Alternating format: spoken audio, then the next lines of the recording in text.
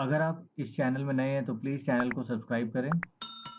Hello guys, welcome back to the channel doctor Chandra Kumar. आज का video काफ़ी स्पेशल होने वाला है क्योंकि आज का जो वीडियो का रिक्वेस्ट है वो काफ़ी सारे व्यूअर्स ने मुझसे इंस्टाग्राम और हमारे यूट्यूब चैनल के कमेंट सेक्शन में भी किया है कि आप अपनी जर्नी शेयर कीजिए कि आप कैसे फ़िज़िकल एजुकेशन के लाइन में आए।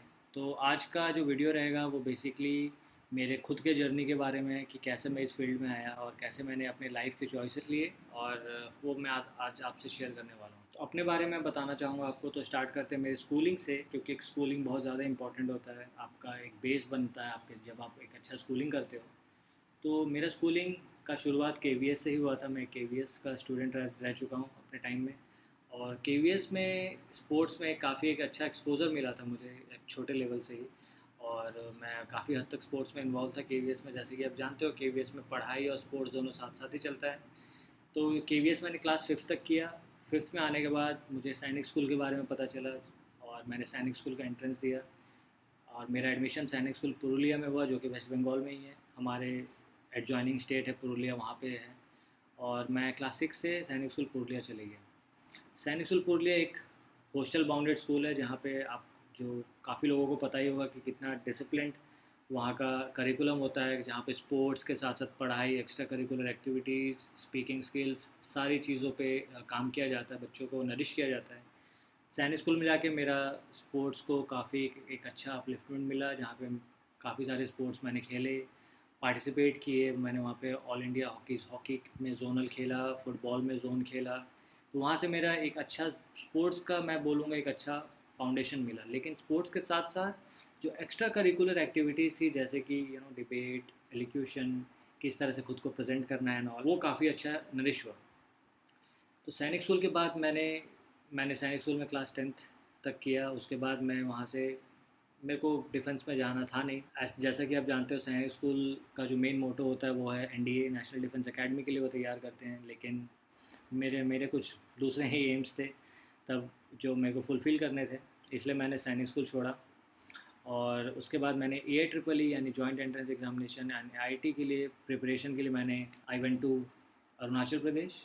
वहाँ पे एक प्राइवेट स्कूल में मैंने एडमिशन लिया, जो कि था ज्ञान गंगा विद्यापीठ, जहाँ से मैंने अपना प्लस टू किया। मेरा जो बैकग्राउंड था वो साइंस बैकग्राउंड था। मेरा जो सब्जेक्ट्स थे वो physics, chemistry, maths, computer science था। फिजिकल एजुकेशन मैं आपको बताना चाहूँगा, क्लास ट्वेल्थ तक मेरा physical education as a subject नहीं था। तो क्लास ट्वेल्थ के बाद मैंने अरुणाचल में रहकर, ईटानगर में रहकर मैंने ए आई ट्रिपल ई क्लियर किया। मैंने वेस्ट बंगाल जॉइंट क्लियर किया, जो कि हमारा स्टेट का जॉइंट एंट्रेंस एग्ज़ाम होता था तब के समय में। और ए आई ट्रिपल ई जो ऑल इंडिया लेवल का एंट्रेंस इंजीनियरिंग एंट्रेंस एग्ज़ाम होता था, आज की डेट में वो होता नहीं है। आईआईटी में क्लियर नहीं कर पाया। और उसके साथ साथ मैंने बीएससी बीएड के लिए, जो कि इंडिया का जो बेस्ट बीएससी बीएड के लिए जो इंस्टीट्यूट जो माना जाता है एनसीईआरटी का, RIE, regional institute of education, उसके एग्ज़ाम्स भी मैंने क्लियर किए और वहाँ पे भी मेरा एडमिशन हो चुका था। और साथ साथ जब जैसे कि मेरा स्पोर्ट्स में एक अच्छा इंटरेस्ट था और एक अच्छा गाइडेंस मुझे मिला तब मेरे अंकल के द्वारा, उन्होंने मुझे बताया इस फील्ड के बारे में। और मैंने एलएनआईपी का भी एंट्रेंस मैंने भर चुका था और एलएनआईपी का एंट्रेंस भी मैंने क्लियर कर चुका था। तो ऑलमोस्ट मैंने जितने सारे कॉलेजेस के मैंने एंट्रेंस दिए ऑल इंडिया लेवल के, सारे मैंने क्लियर किए थे तब। और मेरे पास काफ़ी ऑप्शंस था कि मैं किस लाइन में जाना चाहूँगा। तो जो मेरा प्राइम ऑप्शन था वो था इंजीनियरिंग लाइन, जिसके लिए मैंने ए ट्रिपल ई क्लियर किया। मुझे एनआईटी ईटानगर से मुझे मेरा सिलेक्शन हुआ एनआईटी ईटानगर में।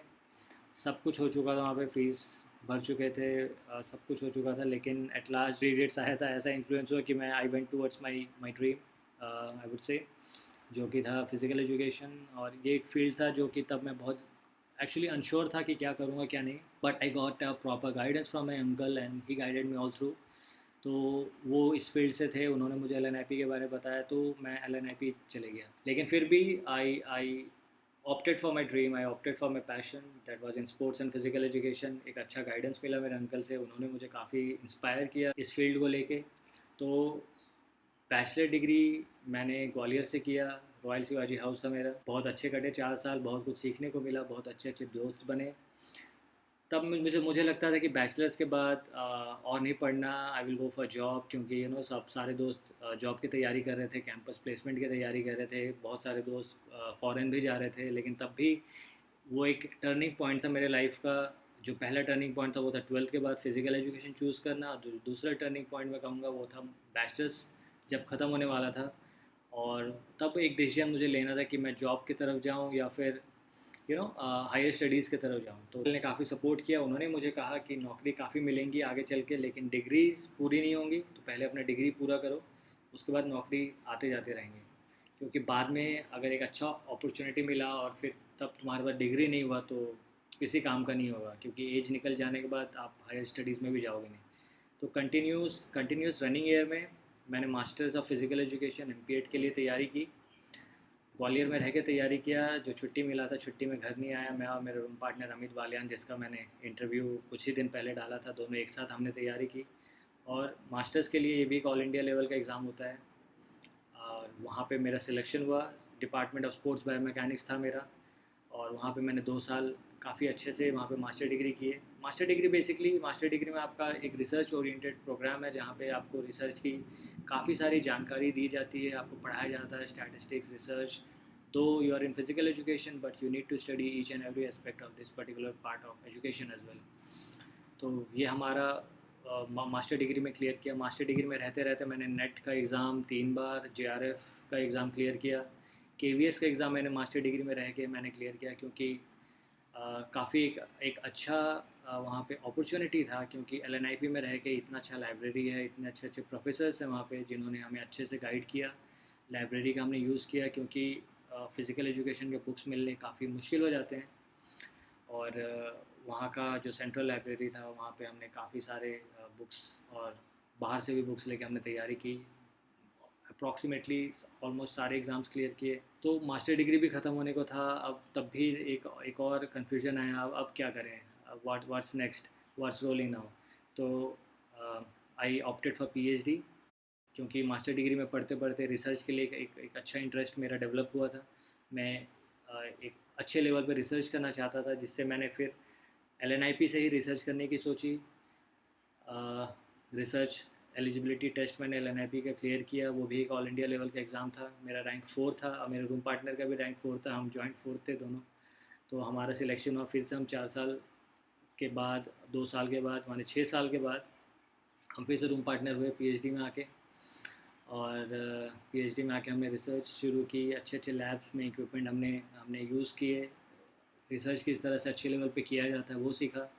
और इसी दौरान मुझे फ़ॉरेन जाने का भी मौका मिला, जिसके ऊपर भी मैंने एक वीडियो बनाया हुआ है, और आप वो भी देख सकते हो। मेरा रिसर्च ऑल इंडिया लेवल पे सिलेक्ट हुआ था वर्ल्ड कॉन्फ्रेंस के लिए, जो कि एंथ्रोपोमेट्री पे था, एक बायोमैकेनिक्स से रिलेटेड एक सब्जेक्ट होता है।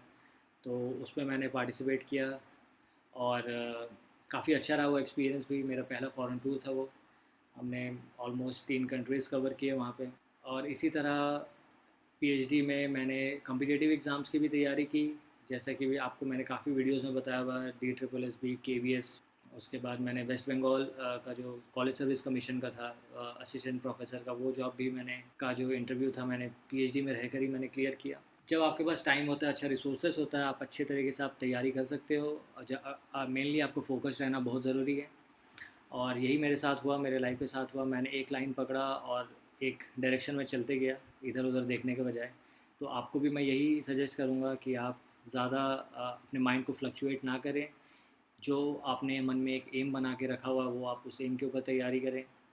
आई एम श्योर आपको सक्सेस ज़रूर मिलेगा, क्योंकि Rome was not built in day. मैं इस कहावत से पूरी तरह से सहमत हूँ। एक दिन में कुछ नहीं होता, इट्स अ लॉन्ग प्रोसेस, और इस प्रोसेस में आपको खुद को ढालना पड़ेगा। और काफ़ी सारे कोविड के चक्कर में बहुत सारी वैकेंसीज़ अभी आनी बाकी हैं, आई नहीं है। इसका ये मतलब ही नहीं है कि आएंगे नहीं। तो तैयारी आप अपनी पूरी रखिए, क्योंकि अचानक से पोस्ट आएंगी, एग्ज़ाम हो जाएगा, आपको पता भी नहीं चलेगा, फिर आप बोलिएगा 2 मार्क्स से रह गया या 1 मार्क्स से रह गया। तो तैयारी पूरी रखिए, अपने रिसोर्सेज को अच्छे तरीके से एक्सट्रैक्ट कीजिए, उनको यूज़ में लाइए, नोट्स बनाइए, बुक्स पढ़िए अच्छे अच्छे जितने हो सके। अगर आप अलग अलग बुक्स पढ़ेंगे हर सब्जेक्ट को लेके, हर एक एग्ज़ाम के लिए, आपका कॉन्सेप्ट बहुत अच्छे से क्लियर होगा। तो ये था मेरा जर्नी फ़िज़िकल एजुकेशन का। और फिज़िकल एजुकेशन कोई एक आज की डेट में एक ऐसा फील्ड है जहाँ पे बहुत सारे अपॉर्चुनिटीज़ है जो दूसरे फील्ड में नहीं है। हम रैट रेस में नहीं भागते, हम एक क्वालिटी एजुकेशन की तरफ हम काम करते हैं। आप खुद को उसी तरह से हमें नर्चर करना चाहिए, हमें खुद को उसी तरह से हमें बनाना चाहिए, डेवलप करना चाहिए। तो मेरा यही सजेशन रहेगा आपको, तैयारी ना छोड़े, तैयारी कीजिए, अपने आप को तराशिए। हीरा को जितना तराशा जाता है वो उतना ही शाइन करता है। आप सभी हीरो हो क्योंकि आप फिज़िकल एजुकेशन में हो। तो let's hope for the best and prepare well.